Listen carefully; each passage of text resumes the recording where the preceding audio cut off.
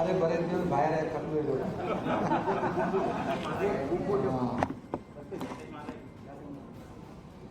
आजच्या पत्रकार परिषदेमध्ये उपस्थित राज्याचे विरोधी पक्षनेते देवेंद्र फडणवीस साहेबांनी सर्व इतर मान्यवर आणि पत्रकार बांधवांनी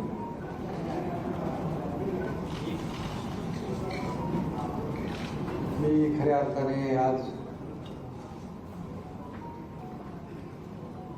आम्ही जो निर्णय घेतला त्या बाबतीमध्ये आपल्या सगळ्यांना माहिती आहे. मी वारंवार आपल्याशी बोललेलो आहे की बाळासाहेबांचं हिंदुत्व, त्यांची भूमिका आणि जे आमदार आहेत त्यांच्या मतदारसंघातले विकास कामं आणि राज्याचा विकास हा अजेंडा घेऊन आम्ही पुढे निघालेलो आहोत.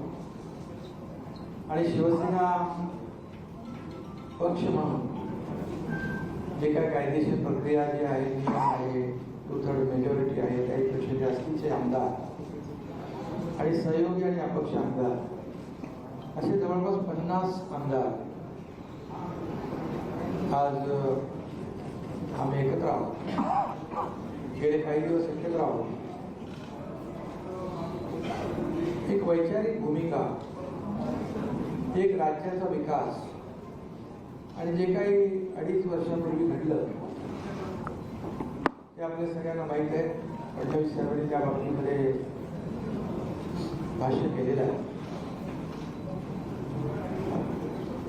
गेल्या काही काळामध्ये आम्ही मुख्यमंत्री महोदयांना, आमदारांनी देखील आपल्या मतदारसंघातल्या समस्या असतील, विकास प्रकल्प असतील, अडचणी असतील, या बाबतीमध्ये वारंवार माहिती दिली आणि करावयाची दुरुस्ती याची मागणी देखील केली.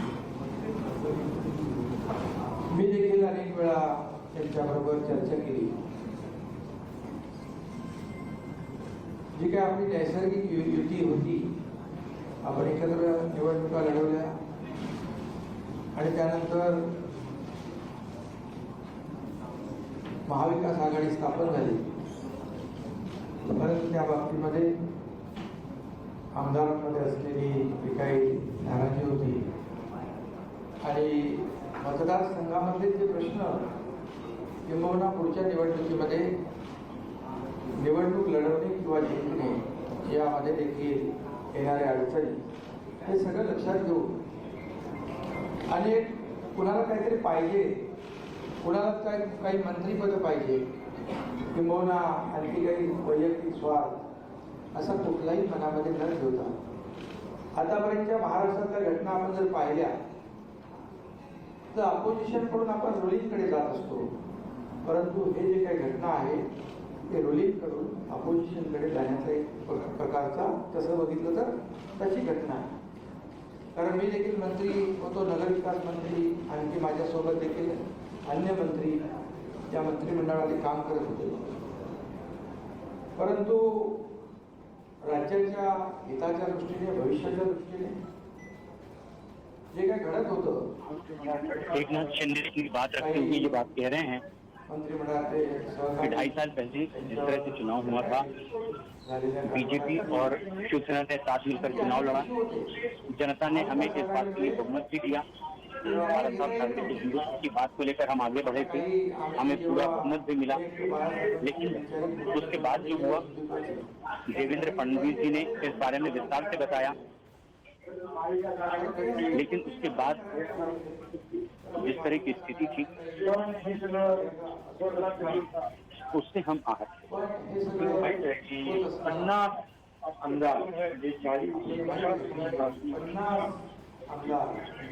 और जैसा कि आप लोगों को मालूम है कि 50 से भी ज्यादा विधायक ने अलग ही भूमिका ली वेगळी भूमिका घेतात. इस बात को लेकर आत्मपरीक्षण करने की जरूरत थी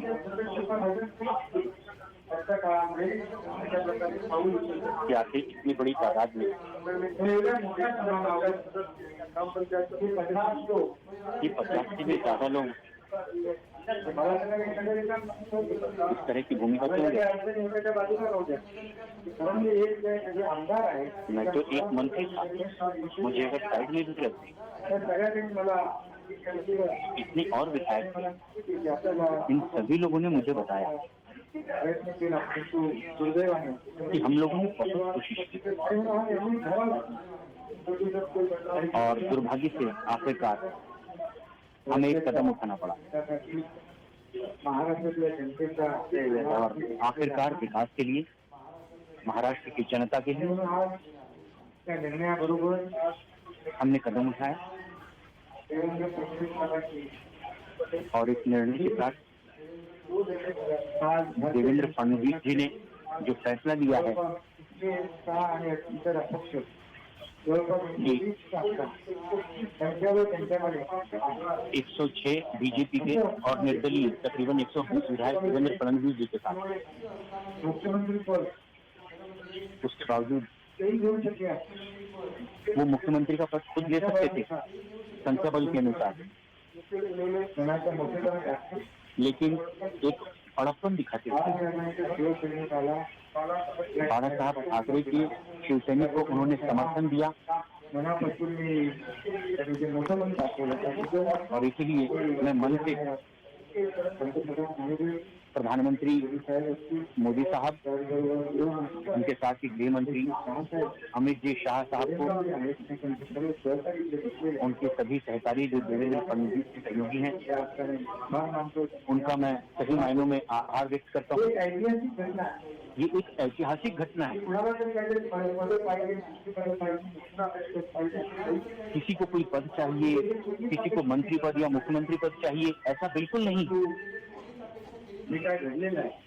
लेकिन जो कुछ हुआ है ये अब आपके सामने है। जो अपेक्षाएं राज्य की जनता को, उनकी अपेक्षाएं पूरी करने के लिए हम दिन रात सभी भाई मिलकर के एक करेंगे और राज्य को विकास की तरफ आगे तरफ ले जाने के लिए।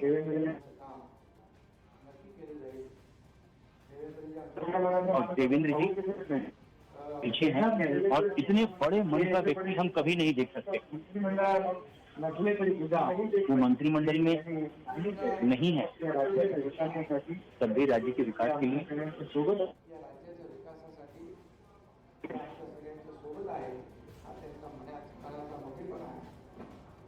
उन्होंने राजनीति में क्या मिलेगा नहीं मिलेगा ये हम सब लोग देखते हैं,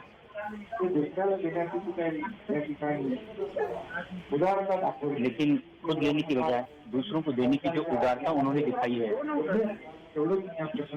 ये अद्भुत। इतना ही मैं कह सकता हूँ। मैं एक बार फिर से मन से ही सभी को धन्यवाद देता हूँ। मेरे साथ 40-39 के साथ जो 50 विधायक हैं, उनमें से भी कई मंत्री हैं और अपने अपने विधानसभा क्षेत्रों में और बड़े नामी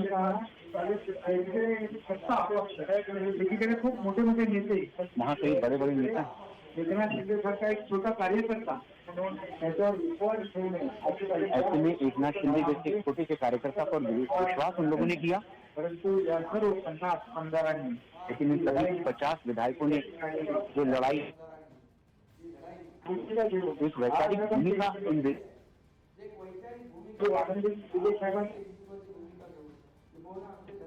मोदी जी की तरफ कदम उठा, अन्याय की तरफ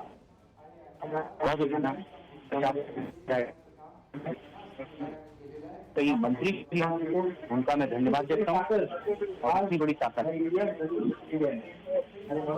परिवर्तन और विश्वास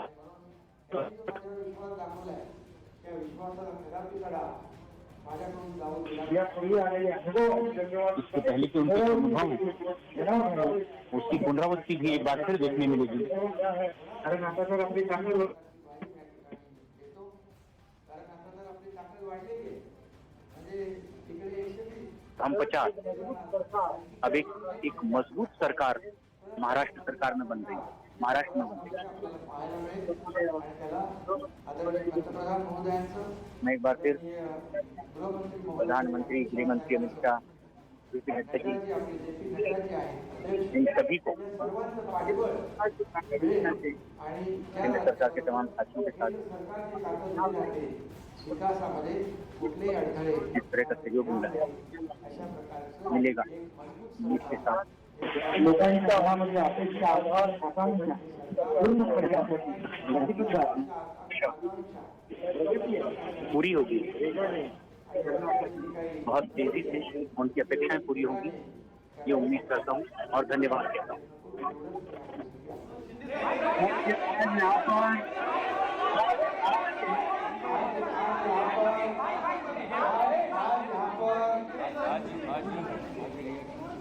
आज यहाँ पर मैं सभी लोगों का तहे दिल से स्वागत करता हूँ।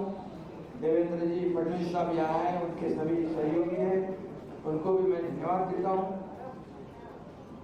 और आप सभी लोगों का मैं स्वागत करता हूँ। शिवसेना के 40 विधायक और इंडिपेंडेंट जो है ऐसे कुल मिलाकर 50 विधायक जो है वो आज हम लोग सब एक साथ हैं। आप सब लोग जानते हो पिछले कई दिनों से हम लोग आपसे भी बातचीत कर रहे लगातार।